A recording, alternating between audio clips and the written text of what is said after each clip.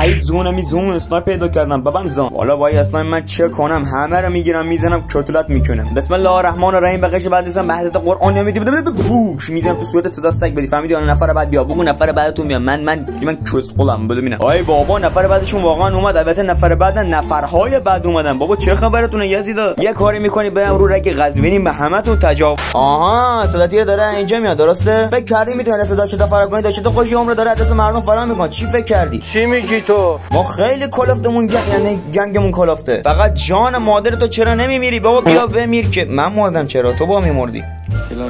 آقا اینجا کی داره تیر صدا میده؟ یعنی صدا تیر میده. آخه دورت بگیرم به طور فینیش بدم. حالا اونی هم که تو رو زد اونم میگیرم میزنم. بمیر ناموسن دیگه. ای بابا سلام داری؟ آره دورت بگیرم بفرما. سلام داری پسنه. معلوم باید دهن کیو سرویس کنم. چقدر سرور خاورمیانه با ادب الهی دور ادبتون بگردم من اصلا. خفه شو بابا. اون اسکوادی که اول بازی من زد همه دان رو به گایش میماندم. مودو ببینم یا حضرت نمیدونم شرق میزنیم و داداش احساس نمیکنی یکم از من داری کیل خوری میکنی دورت بگردم من؟ حالا من کاری به تو ندارم. این برادرمون داخل آب او طرف داره با صدیب میزنه میگه من چلاقم. خب منم میگیرم میزنم. برادر بزرگوار رفتی داخل سولت تو یارو زدی فکر کردی بروکن مناطق زلزله‌زدگانی. آره تو خیلی هنر کنی کوک چن ریدم. شماره داداشم راشتون داده من نمیزنمش بالایی و میزنم تو پایینیه. شماره مردی خاک تو سرت بابا. یه نفر نتونستی بزنین خدا وکیلی. 3 نفرتون گرفتم زدم. نفر بعدی بیاد بزنمتون برید لابی خدا وکیلی.